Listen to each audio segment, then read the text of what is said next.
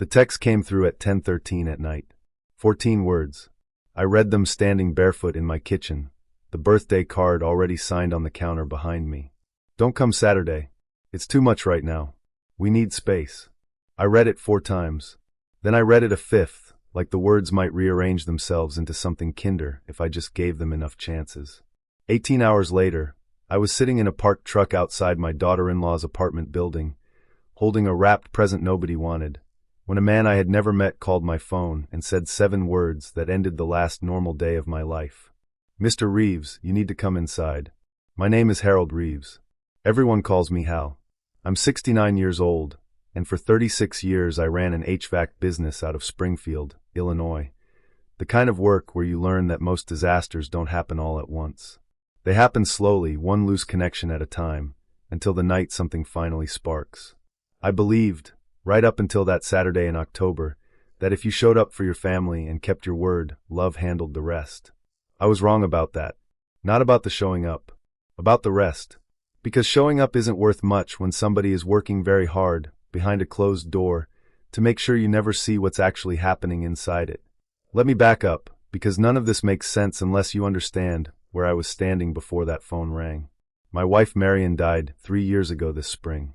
Pancreatic cancer, diagnosed late, gone in 4 months.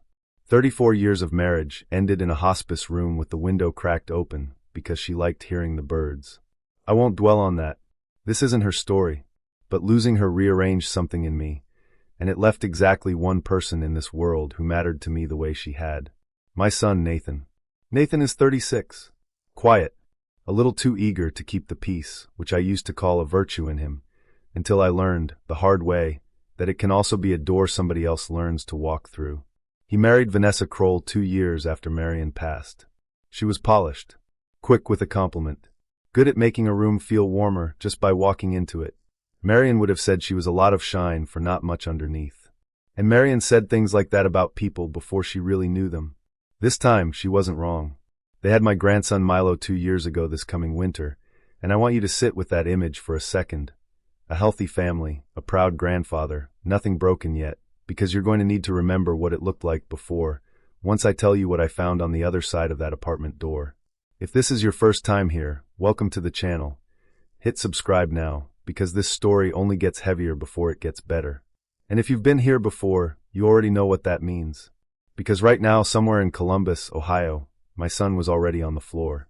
And I had no idea yet that the woman who sent that text had been counting the hours until I stopped being a problem. For the first year after Milo was born, I drove to Columbus almost every month. For hours each way, coffee in the cup holder, radio drifting in and out past the state line. I'd bring groceries because young families never have enough of the boring stuff, diapers, coffee filters, paper towels. And I'd bring Milo something small every time. A wooden puzzle. A set of stacking rings. Nothing extravagant. Vanessa used to call it Grandpa's Care Package Day, and post pictures online with little heart emojis underneath. Nathan used to walk me to my truck when I left and say, "Thanks for coming, Dad. Means a lot." Those were good years. Hold on to that image, because it matters for what comes later. Somewhere around a year and a half ago, something started to shift. Small things first. I'd call on Sunday, our standing time since Milo was born, and Nathan wouldn't pick up. He'd text back an hour later. "Sorry, busy day, talk later." Later would come and go. I told myself he was a working father with a toddler. That busy was just what 36 looked like now. My own father used to say the same thing about me, back when I was building the business. So I didn't push. But the visits started changing too. Vanessa began texting the week before, sometimes the day before. Milo had a cold, or they had a thing on Nathan's side of things, or this one stuck with me. The apartment's a mess right now, maybe next month. I didn't know it yet, but I was being managed. Slowly. Carefully. The way you turn a thermostat down 1 degree at a time, so nobody in the room notices they're getting cold. I mentioned it to my sister Ruth, who lives 40 minutes from me, and doesn't have much patience for nonsense. She's 72, outlived 2 husbands, and she looked at me over her coffee, like I was the last man in Springfield to figure something out. "Hal," she said, "when a young wife starts controlling when a grandfather sees his own grandson, that's not about scheduling. That's about power. Mark my words." I told her she was being dramatic. She told me to call her back in 6 months, and tell her she was wrong. I never got the chance. Because 6 months later, I was sitting outside that apartment building on a Saturday afternoon, a wrapped present on the seat beside me, watching my own reflection in the windshield, and a stranger was calling to tell me to come inside. I want to walk you through that day exactly as it happened, piece by piece, because I've replayed it more times than I can count. And there's a detail near the very beginning, something in the wording of that text, that I almost missed. If I had missed it, I don't think my son would still be alive to hear me tell this story. It was a Saturday, October the 4th. Milo's birthday party had been scheduled for the following weekend, but I'd asked Nathan 2 weeks earlier if I could come down early, just for a quiet afternoon before the party got loud with other kids and cousins from Vanessa's side. Nathan said, "Sure, Dad. Come Saturday. We'll grill something." I bought Milo a hand-carved wooden airplane from a little shop off the square. $38. The kind of toy that doesn't need batteries and doesn't break. I wrapped it myself badly, the way a man who spent his life around ductwork and copper piping wraps things. I packed an overnight bag, because Nathan had said I could stay in their guest room. I left Springfield at 10 in the morning. 4 hours east, 1 stop for gas and a coffee I didn't finish. I pulled into the parking lot of the Brookhaven Apartments on the east side of Columbus, right around 2:15 in the afternoon. I remember the temperature, 78 degrees, because it was on the bank sign across the street. I remember sitting in my truck for a second, looking at that wrapped airplane on the passenger seat, feeling the particular kind of happy that comes from knowing you're about to see a face that lights up when it sees yours. My phone buzzed at 2:19. "Vanessa, don't come today. Nathan's not feeling well, and honestly, Hal, it's too much right now. We need some space as a family. I'll let you know about the party." Hal. Not Dad. Not even a joke, Mame. Just Hal. Like I was a delivery driver being rerouted. I sat there with the engine running and the air conditioning blowing, and I read it maybe 4 times. Same as I'd read the one the night before. Then I did something I'm not proud of, and I'm not going to pretend otherwise. I didn't drive away. I put the truck in park right there in a visitor spot, and I sat. It wasn't stubbornness. Not entirely. Something in the wording bothered me. Too much right now. Not Milo's sick. Not we're swamped. Too much. Like I was a burden being weighed against something else. And Nathan, not feeling well, Nathan, who 2 days earlier had texted me a photo of Milo eating watermelon on their balcony, smiling, the whole family looking fine. Something didn't sit right. The same something Ruth had been warning me about for 6 months. So I sat in that parking lot for 40 minutes. I didn't know it yet, but that was the smartest thing I did all day. Because at 3:01, a man I had never met called my cell phone, and the moment I heard his voice, I understood that whatever was happening on the other side of that building's brick wall had nothing to do with anyone being sick. "Mr. Reeves," he said, "this is Gary Petrov. I manage the Brookhaven property. I need you to come inside." I felt my whole chest go cold, the way it does when you know something before you actually know it. "Is my son all right?" There was a pause on the line. The kind of pause a decent man gives you before he says something he wishes he didn't have to say. "I think you should just come up, sir. Apartment 214. I'll meet you at the door." I left that airplane on the passenger seat. I didn't lock the truck. I don't remember the walk across that parking lot. Don't remember the stairs. I only remember that by the time I reached the second floor, my legs were moving faster than they had in years. A woman I didn't recognize, mid-60s maybe, standing outside apartment 216 with her arms crossed, and a look on her face I can only describe as relief mixed with fury, said, "You're the grandfather. Thank God. I've been trying to get someone here for 3 days. 3 days. I want you to hold on to that number, because everything that came after was built on top of it." Gary Petrov met me at the door of 214 with a master key already in his hand, and an expression that told me he'd rehearsed what he was about to say, and still didn't want to say it. "Sir, I want to be up front before we go in. We got a welfare call from your neighbor, Mrs. Delgado, 3 days ago. Said she hadn't seen your son leave for work, hadn't heard the baby, and the mail was piling up. We knocked twice, nobody answered. By law, I can't force entry without a police wellness check or direct authorization from someone on the lease. That's you. I've been trying every number I had for you since Wednesday. I hadn't gotten a single call from that number. I checked later. Every attempt Gary Petrov made had gone to a Columbus number that rang twice and disconnected, which told me, once I understood the whole picture, that somebody had been screening what reached me. And I don't mean the property manager.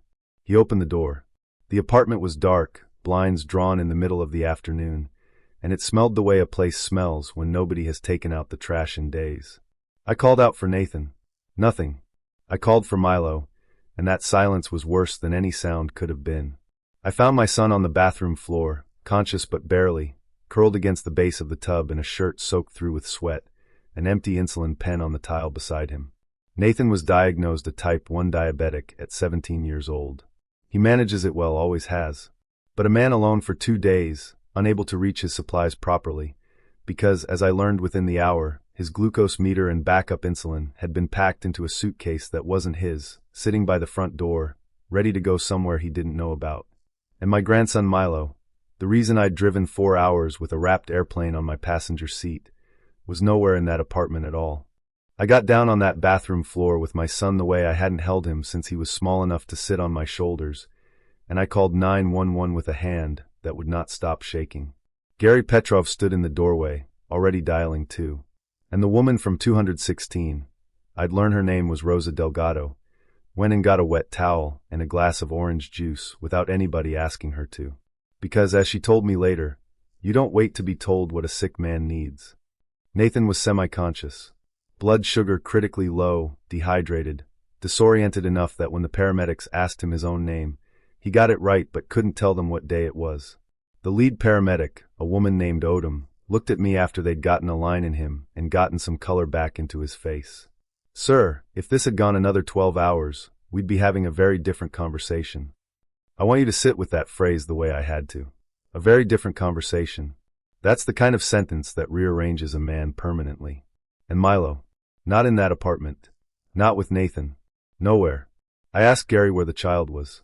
He said he didn't know, that he'd only seen Vanessa's car in the lot once in the last 4 days, and that Rosa had mentioned Vanessa loading things into a rented SUV over the weekend.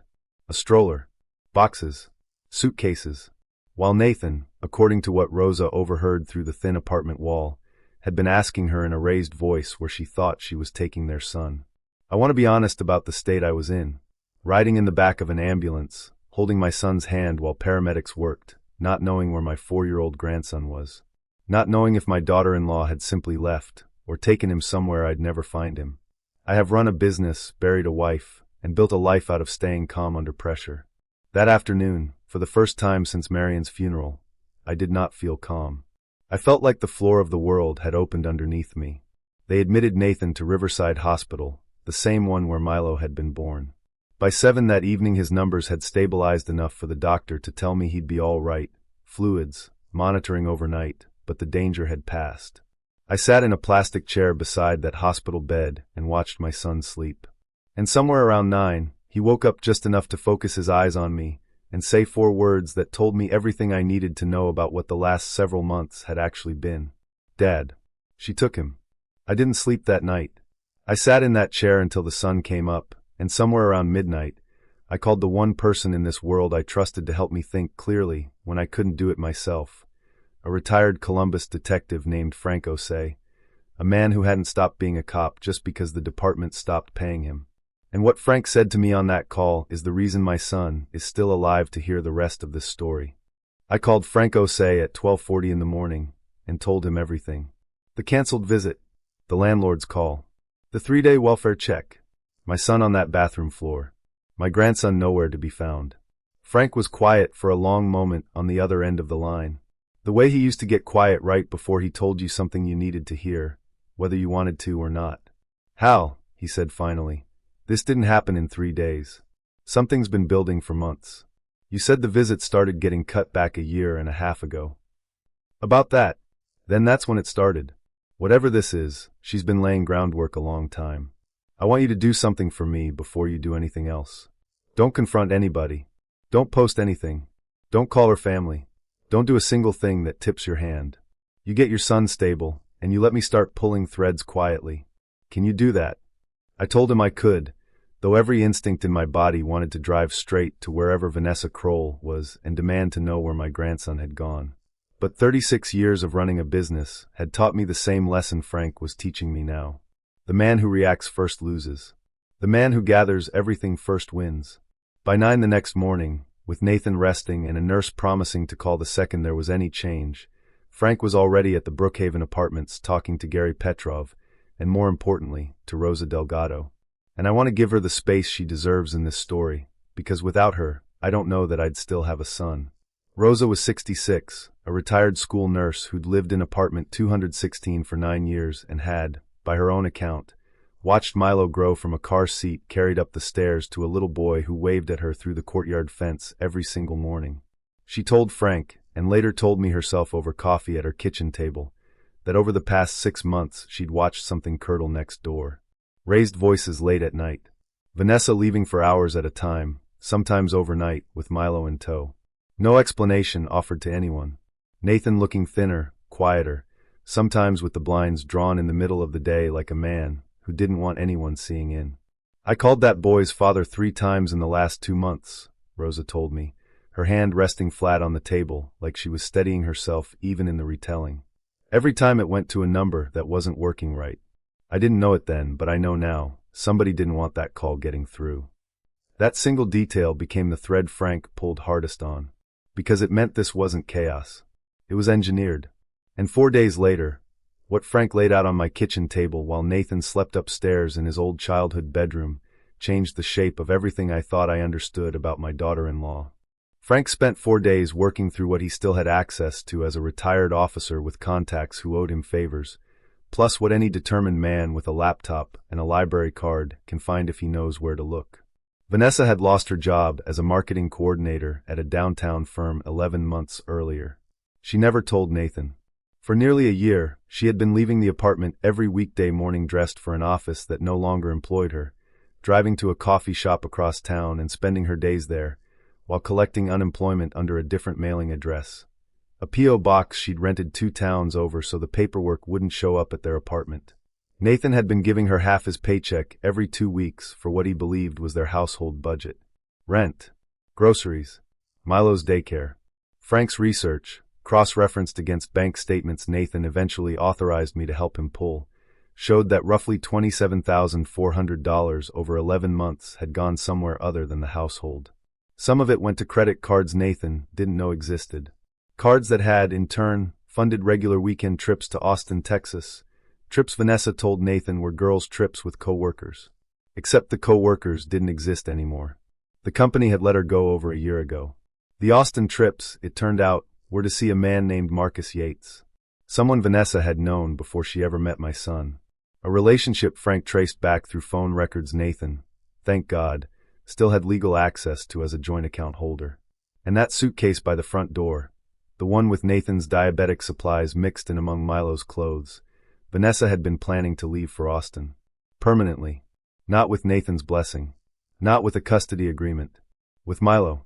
On a Monday, while Nathan was recovering or not recovering from whatever happened after she'd apparently, according to what Rosa overheard through that shared wall, deliberately delayed calling anyone when she found him in distress that Wednesday night, choosing instead to load the car and leave him there.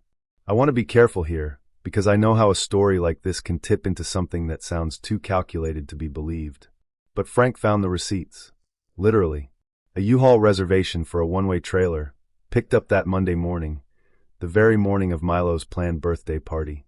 Destination, Austin, Texas. A lease application already submitted under Vanessa's name alone, for a 2-bedroom apartment 11 minutes from Marcus Yates's address. And an email, printed and placed in the folder Frank handed me, sent from Vanessa's account to her sister 9 days before I ever got that text canceling my visit. I read the first line, and my hands went still, because that email didn't just confirm what Vanessa had been planning. It confirmed exactly why she needed me, specifically, gone from that parking lot on that particular Saturday, and reading her own words made something in me go quiet in a way I hadn't felt since the night Marion died. The email was short, 9 days old by the time I read it, sent from Vanessa's account to her sister in the middle of the night, the kind of message people write when they think no one but family will ever see it. Once I'm out of Columbus, this is going to be so much cleaner. Nathan will fight for a while, but he'll get tired. His dad is the only real problem.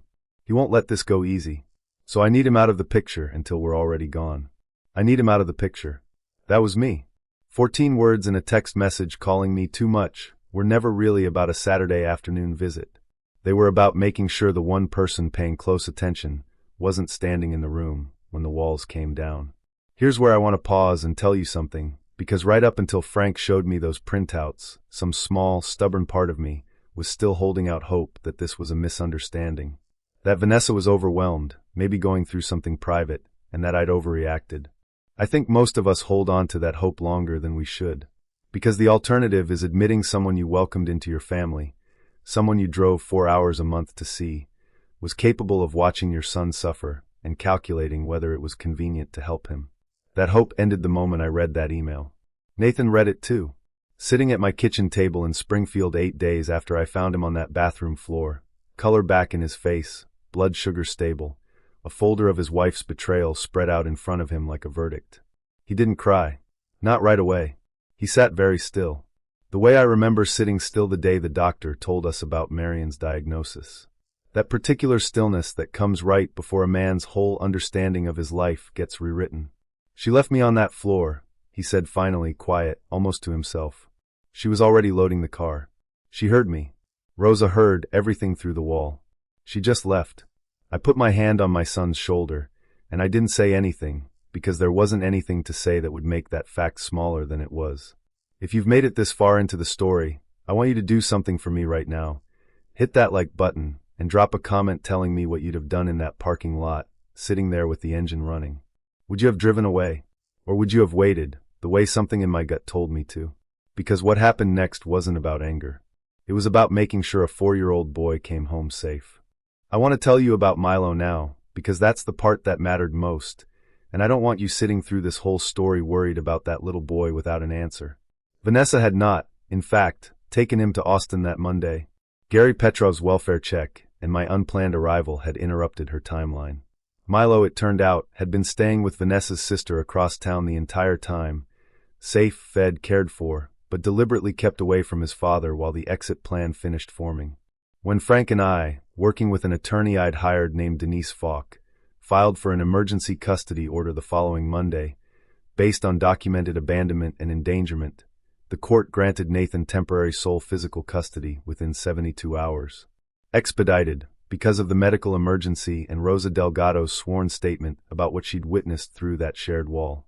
I drove to that house myself the day the order came through, Denise's paralegal beside me with the paperwork in a folder on her lap.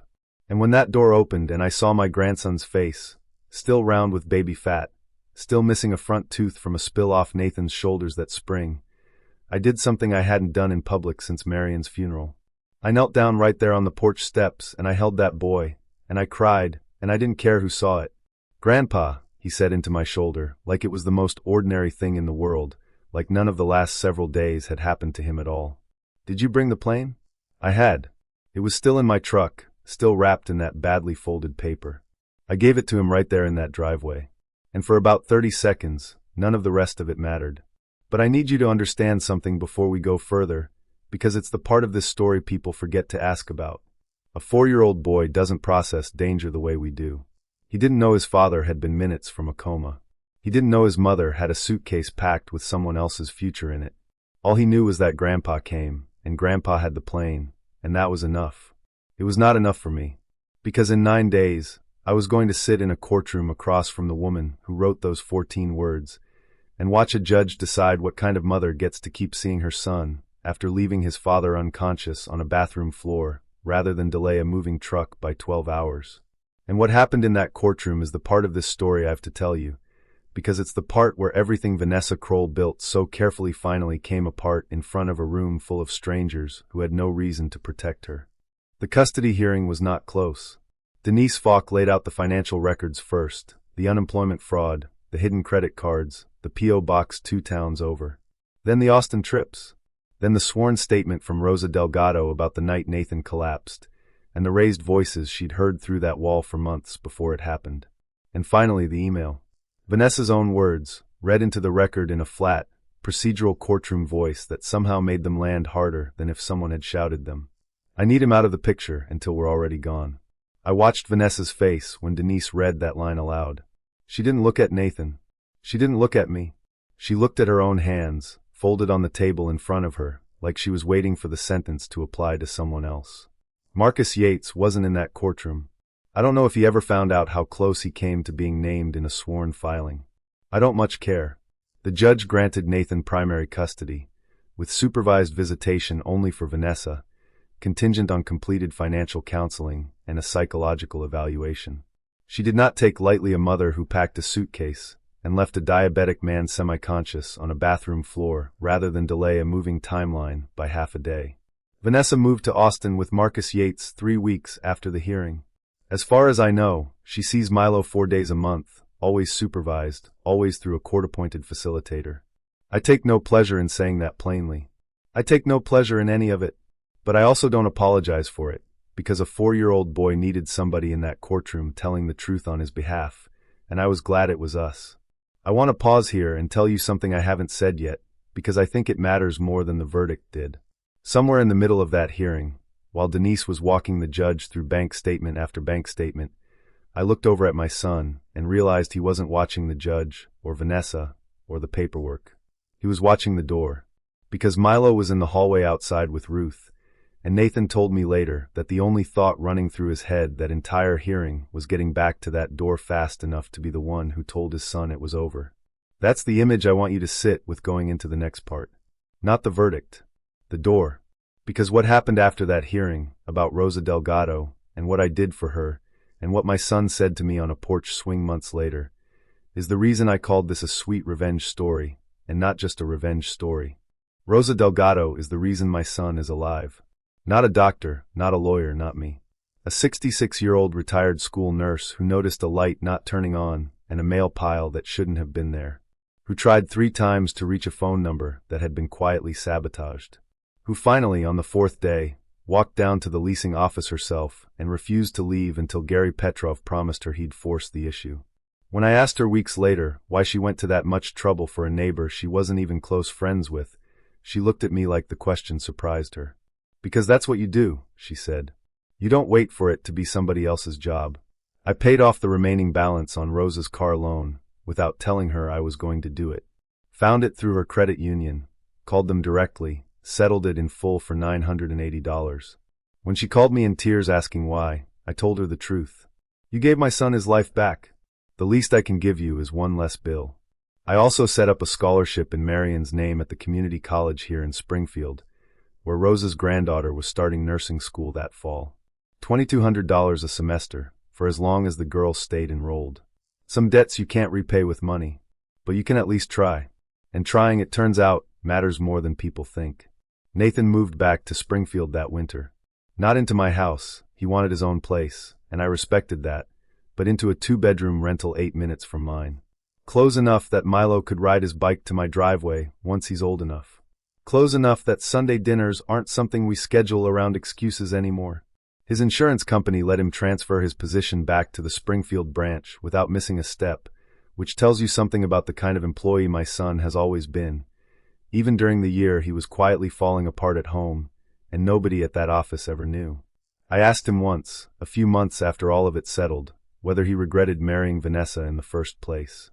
Whether, if he could go back, he'd have seen it coming the way Ruth claimed she had. He thought about it for a long time before he answered. Longer than I expected, he said. I don't think I could have seen all of it, but I think somewhere in me, I knew something was wrong, and I kept telling myself it was normal marriage stuff, because I didn't want to be the kind of man who gives up. I think that's what she was counting on, that I'd rather be miserable than admit I was wrong. I told him that's not weakness. That's just what love does to good men sometimes. And then I told him the truest thing I think I've figured out in 69 years on this earth. The thing that this entire story has been building towards since the moment that text lit up my phone at 10:13 at night. I told him love isn't proven by how much trouble you're willing to put up with from someone. It's proven by who shows up when the trouble finally arrives, and who's already halfway out the door with the car loaded before anybody asks them to help. I think about that text sometimes. Too much right now. 14 words meant to keep me 4 hours away on a Saturday afternoon, so nobody would notice the exit already in motion. I think about how close it came to working. How, if I'd simply turned that truck around in the parking lot the way any reasonable, hurt man might have, this story ends very differently. I don't let myself finish that thought all the way through. I don't have to. It didn't end that way. I sat in that parking lot 40 extra minutes because something in my gut told me the wording was wrong. And Gary Petrov's number came through at 3:01 in the afternoon. And my son is alive. And my grandson rides his bike down our street most weekends now, training wheels getting looser every month, which Nathan says means we'll need to take them off soon. Milo turned 5 this past fall. We had the party at my house this time, in the backyard, string lights along the fence the way Marion always liked them for birthdays. Rosa drove up for it, 3 hours each way because I asked her to, and because, as she put it, I wasn't about to miss the party I helped make happen. Nathan grilled burgers. Ruth brought a sheet cake from the bakery Marion used to love. Milo ran around that yard in a paper birthday crown until 9 at night, and at one point he climbed up into my lap on the porch swing, sticky with frosting, and fell asleep there the way small children do when they've finally run themselves all the way out. I sat on that swing a long time after everyone else had gone quiet. My grandson's weight settled against my chest, the porch light throwing a soft yellow glow across the yard. And I thought about a parking lot in Columbus, and a text message calling me too much trouble. And I thought, if being too much trouble means you're the one who stays.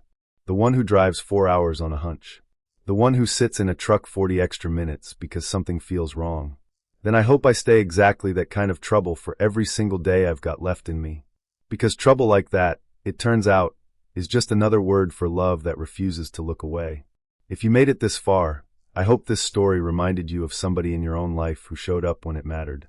Or maybe it reminded you to be that person for somebody else. If you enjoyed it, hit that like button, drop a comment, and tell me where you're watching from tonight, and subscribe so you don't miss the next one. Thank you for spending this time with me. I'll see you in the next story.